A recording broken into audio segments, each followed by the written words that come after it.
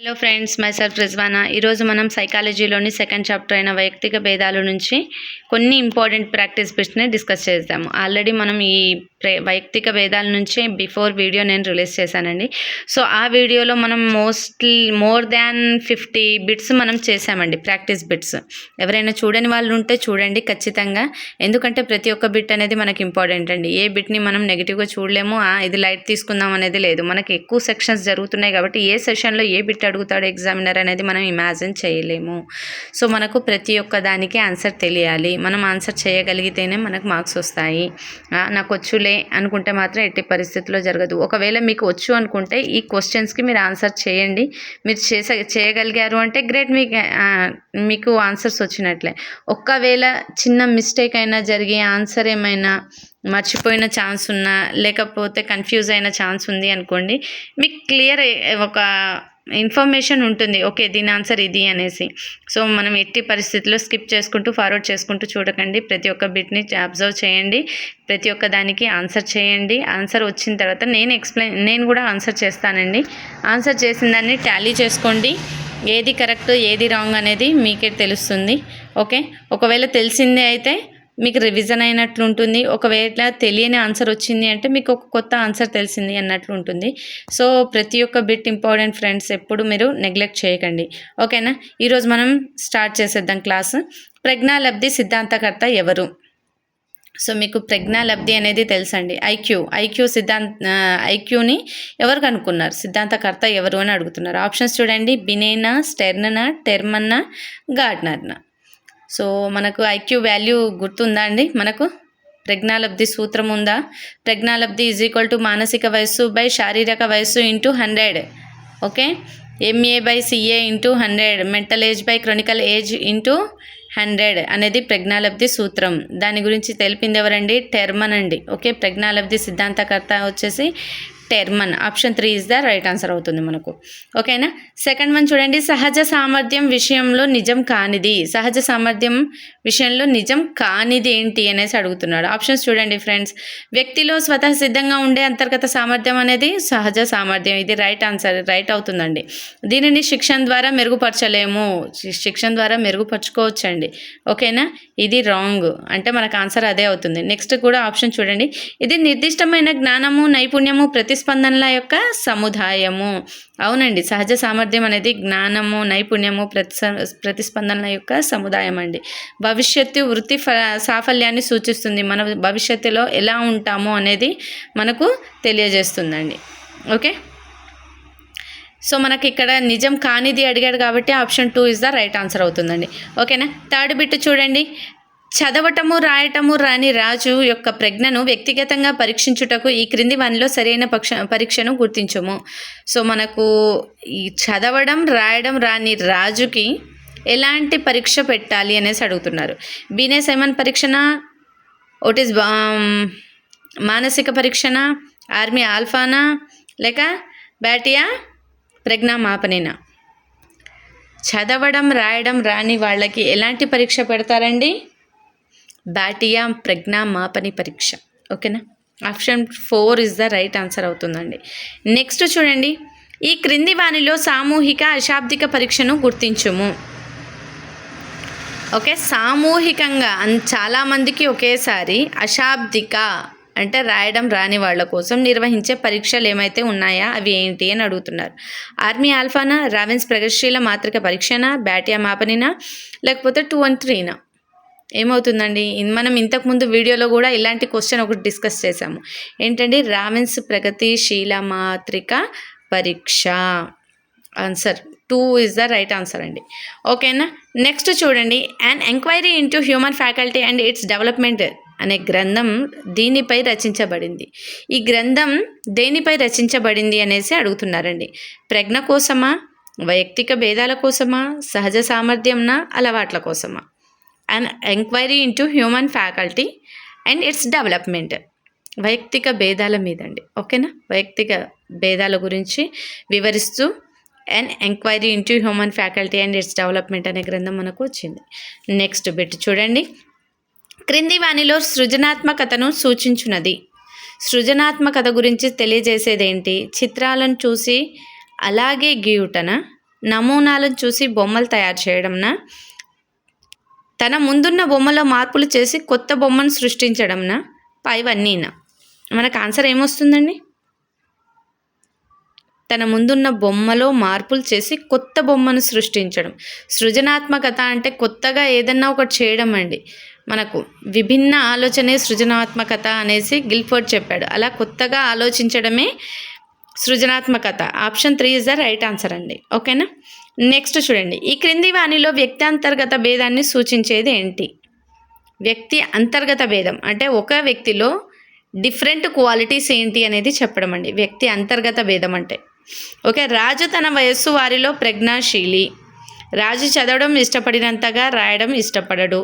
రాజు తరగతిలో సమయపాలన పాటించే విద్యార్థి. 2 and 3 మాకు క్లియర్ ఆన్సర్ అండి. ఇక్కడ రాజు చదవడం ఇష్టపడినంత రాయడం ఇష్టపడ్డు అంటే తన అంతర్గతంగా ఏ భేదాలు ఉన్నాయి అనేది చూపిస్తున్నాడు కాబట్టి option 2 is the right answer అవుతుంది. ఓకే, నెక్స్ట్ బిట్ చూడండి ఫ్రెండ్స్. ఓకే, వ్యక్తి అంతర్గత భేదం కానిది ఇక్కడ డిఫరెంట్గా అడిగాడండి. ఆపోజిట్. ఒక వ్యక్తి వివిధ సన్నివేశాలు వివిధ రకాలుగా ప్రవర్తించుట. వ్యక్తుల ప్రవర్తనకు సన్నివేశాలకు సంబంధం లేకునుట. వివిధ వ్యక్తులు ఒకే సన్నివేశంలో వివిధ రకాలుగా ప్రవర్తించుట. ఒకే వ్యక్తి వివిధ సన్నివేశంలో ఒకే రకంగా ప్రవర్తించుట. ఏమవచ్చు ఫ్రెండ్స్ ఆన్సర్ వచ్చేసి?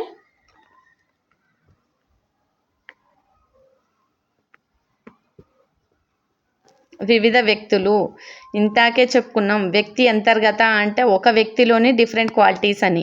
ఇక్కడ వ్యక్తి అంతర్గత భేదం కానిది అని అడిగాడు అంటే ఇక్కడ వివిధ వ్యక్తులు వచ్చారు కదా, బయట వాళ్ళతో సంబంధం ఉండొద్దు అంతర్గత అన్నప్పుడు. సో ఇక్కడ ఇచ్చాడు కాబట్టి కానిది అన్నప్పుడు option 3 is the right answer అవుతుందండి. ఓకేనా? నెక్స్ట్ వన్ చూడండి. ఒక విద్యార్థి మానసిక వయస్సు 6 సంవత్సరాలు మరియు వాస్తవిక వయస్సు కూడా 8 సంవత్సరాలు అయినా అతని ప్రజ్ఞాలబ్ధి 10 సంవత్సరాల తర్వాత.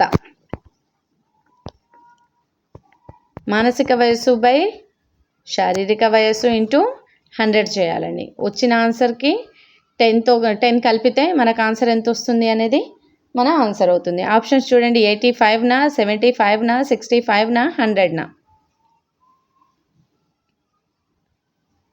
ఆన్సర్ ఎంత వస్తుందండి చేస్తే? 75 వస్తుందండి. ఓకేనా? నెక్స్ట్, భాటియా ప్రజ్ఞామాపనికి చెందనిది అని అడుగుతున్నాడండి. వ్యక్తిగత పరీక్షల, అశాబ్దిక పరీక్షల, నిష్పాదక పరీక్షల, శక్తి పరీక్షల. ఆప్షన్స్ చూడండి. ఏ బీనా, ఏ సీనా, డీనా, సిడీనా. భాటియా ప్రజ్ఞామాపనికి చెందనిది శక్తి పరీక్ష కాదండి. శక్తి పరీక్ష భాటియా ప్రజ్ఞామాపని పరీక్ష కాదు.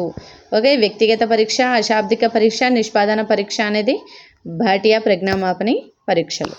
ఓకే, నెక్స్ట్ బిట్ చూడండి. క్రింది వానిలో ప్రజ్ఞ నిర్వచనంలో భాగం కానిది అంటే ప్రజ్ఞ నిర్వచనాల్లో లేనిది ఏంటి అని అడుగుతున్నారు. సృజనాత్మకంగా ఉండగలిగే సామర్థ్యమా, వనరులను సమర్థవంతంగా వినియోగించగలిగే సామర్థ్యమా, అనుగుణ్యత సామర్థ్యమా, సమస్యలను పరిష్కరించుకోగలిగే సామర్థ్యమా? సృజనాత్మకంగా ఉండగలిగే సామర్థ్యం కాదండి. ఓకేనా? ఫస్ట్ వన్ ఆన్సర్ అవుతుంది. నెక్స్ట్ చూడండి. ఉపాధ్యాయుడు తన తరగతి గదిలో విద్యార్థుల సామర్థ్యాన్ని బట్టి పనిని ఇచ్చాడు. ఇక్కడ ఉపాధ్యాయుడు పరిగణించింది ఏంటి? ఏం పరిగణించాడండి ఉపాధ్యాయుడు? వైయక్తిక భేదాల, సాధారణ, అభిరుచిన, వైఖరుల? వైయక్తిక భేదాలండి. తన తరగతి గదిలో విద్యార్థుల యొక్క సామర్థ్యాన్ని, ఏ విద్యార్థి సామర్థ్యం ఎంతో తెలుసుకొని అతనికి సామర్థ్యాన్ని బట్టి పని ఇచ్చాడు కాబట్టి ఇక్కడ వైయక్తిక భేదాలు ఆన్సర్ అవుతుందండి. నెక్స్ట్ చూడండి. Next bit. ఒక వ్యక్తి యొక్క ప్రజ్ఞాలబ్ధి 120. అతని మానసిక వయస్సు 12 సంవత్సరాలు అయినా శారీరక వయసు ఎంత అంటే మనకు సిఏ అడుగుతున్నాడు. ఓకే, అది మనం ప్రజ్ఞాలబ్ధి సూత్రం వేసి చేయొచ్చండి. 12 years, 10 years, 8 years, 11 years. So మనకు ఆన్సర్ ఎంత వస్తుందండి? 10 years వస్తుందండి. ఓకేనా? నెక్స్ట్, భాటియా ప్రజ్ఞామాపనలో నిర్దిష్ట సమయంలో లేని పరీక్ష ఏంటండి? కోహెల్ బ్లాక్ డిజైన్ పరీక్షణ, పింటర్న్ డ్రాయింగ్ పరీక్షణ, తక్షణ స్మృతి పరీక్షణ, చిత్ర నిర్మాణ పరీక్షణ. భాటియా ప్రజ్ఞామాపనలో నిర్దిష్ట సమయంలో లేని పరీక్ష ఏంటంటే తక్షణ స్మృతి పరీక్ష అండి. ఓకేనా. నెక్స్ట్ చూడండి, సహజ సామర్థ్య పరీక్షలు వీటిని సూచిస్తాయి. దేన్ని సూచిస్తాయండి సహజ సామర్థ్య పరీక్షలు? ప్రస్తుత నిష్పాదన ఆధారంగా భవిష్యత్తు సాధనను చూపిస్తాయా? ప్రస్తుత నిష్పాదన ఆధారంగా ప్రస్తుత సాధనను చూపిస్తాయా? గత నిష్పాదన ఆధారంగా ప్రస్తుత సాధనను చూపిస్తాయా? ఇది కాదా. సహజ సామర్థ్య పరీక్షలు వీటిని సూచిస్తాయి.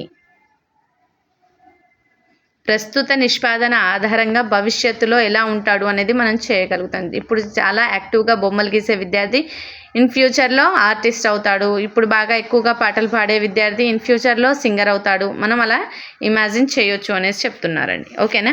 డిఏటికు సంబంధించినది, డిఏటికి సంబంధించింది ఏంది? యాంత్రిక సామర్థ్యంన, భాషా సామర్థ్యంన, అంగుళీ నైపుణ్య ప్రదర్శన, క్లరికల్ సామర్థ్యం. అంగుళీ నైపుణ్యాల ప్రదర్శన. ఓకే, అంగుళీ నైపుణ్యాల ప్రదర్శన సంబంధించనిది. ఓకే, అంటే మిగిలిన యాంత్రిక సామర్థ్యం కానీ, భాషా సామర్థ్యం కానీ, క్లరికల్ సామర్థ్యం కానీ డిఏటికి సంబంధించినది అనేసి అర్థమవుతుందండి. ఓకేనా. WISCలో ఏముంటుందండి? 5 శాబ్దిక 6 అశాబ్దిక పరీక్షలు ఉంటాయా? 6 శాబ్దిక 5 అశాబ్దిక పరీక్షలు ఉంటాయా? 5 శాబ్దిక 5 అశాబ్దిక పరీక్షలు ఉంటాయా? 6 శాబ్దిక 6 అశాబ్దిక పరీక్షలు ఉంటాయా? WISCలో మనకు 5 శాబ్దిక 5 అశాబ్దిక పరీక్షలు ఉంటాయండి. Option 3 is the right answer అవుతుంది. నెక్స్ట్ చూడండి, JM అహూజా దీనికి సంబంధించిన వారు. దేనికి సంబంధించిన వారండి? ప్రజ్ఞా పరీక్షక, అభిరుచి పరీక్షక, సహజ సామర్థ్యాన్ని పరీక్షక, వైఖరి పరీక్షక.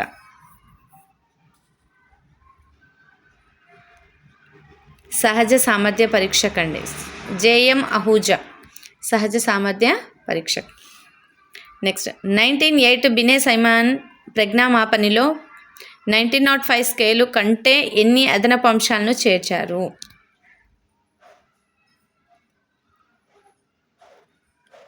ఆప్షన్స్ చూడండి ఫ్రెండ్స్, 29, 40, 16, 10. ఏమవుతుందండి ఆప్షన్ 29. ఓకే. నెక్స్ట్, ప్రజ్ఞాలబ్ధి గణనల విస్తరణకు సంబంధించిన వక్రం స్త్రీ పురుషుల మధ్య సగటులో తేడాను తెలుపుతుందా? 100 తర్వాత హఠాత్తుగా పడిపోతుందా? సాధారణంగా గంటాకారంలో ఉంటుందా? చాలామంది 80 to 100 మధ్య ఉంటారని తెలుపుతుందా? సాధారణంగా గంటాకారంలో ఉంటుందండి. ఓకే.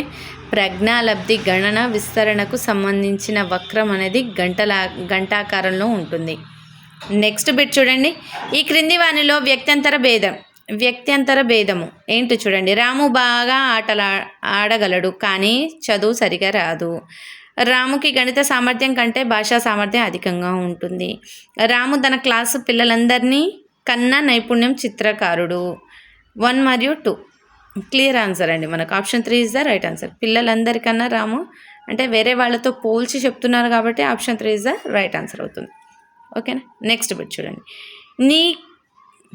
నీ కవల సోదరుడైన సుబ్బు అన్ని ఆటలు బాగా ఆడతాడు కానీ నీకు మాత్రం ఒక్క ఆట కూడా రావడం లేదు వెధవా అని అస్తమానం రాముని తిట్టే డ్రిల్ మాస్టర్కి అవసరమైన జ్ఞానం ఏంటి? ఏ జ్ఞానం అవసరం? అంతర్వైయక్తిక భేదాల జ్ఞానమా, అంతర్గత వైయక్తిక భేదాల జ్ఞానమా, కవలల సామర్థ్యాల జ్ఞానంనా, 2 and 3? అంతర్వైయక్తిక భేదాలు అంటే ఒక వ్యక్తికి ఇంకో వ్యక్తికి మధ్య భేదాలు ఉంటాయి అనే జ్ఞానం అనేది ఆ సార్కి అవసరం అనేసి చెప్పాలండి. ఓకేనా. నెక్స్ట్,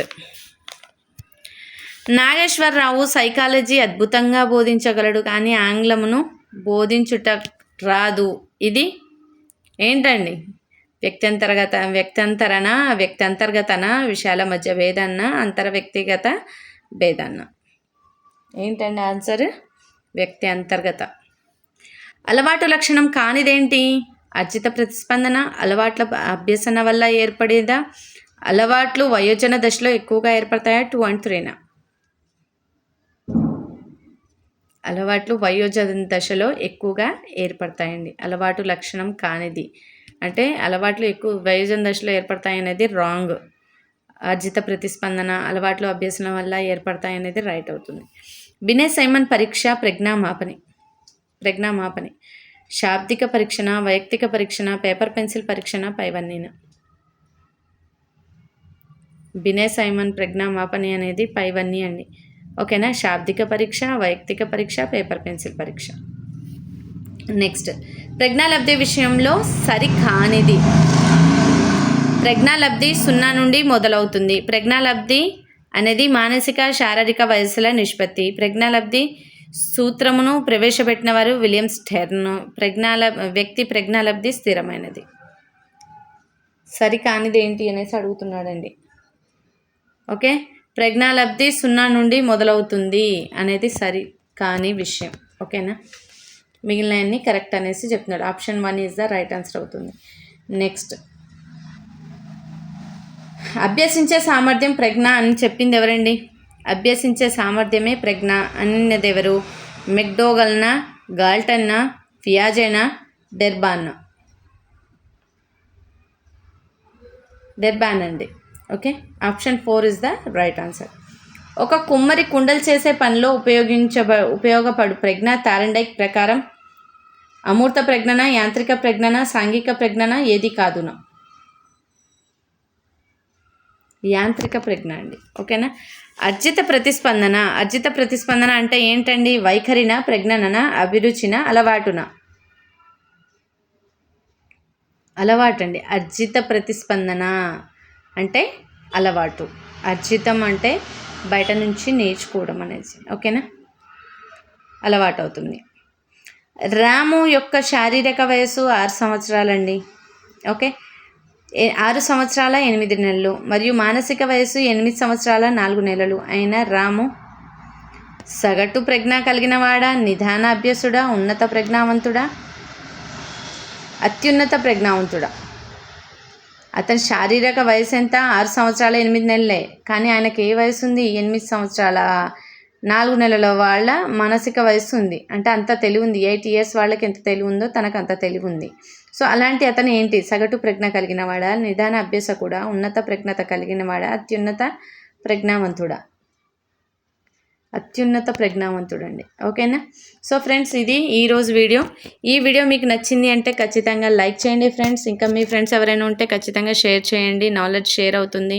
అండ్ ఇంకా నేను చేయబోయే ముందు వీడియోస్ చూడాలి అనుకుంటే మాత్రం ఖచ్చితంగా సబ్స్క్రైబ్ చేసుకోండి. అన్ని సబ్జెక్ట్స్కి సంబంధించిన వీడియోస్ మనం చేసుకున్నాం. ఆల్రెడీ మనం చేసిన వీడియోస్ కూడా ఉన్నాయి చాలామంది. నేను ఇప్పటికీ సైకాలజీ కానీ, ఫిజికల్ సైన్స్ కానీ, బయాలజికల్ సైన్స్ కానీ చాలా వీడియోస్ పెట్టానండి.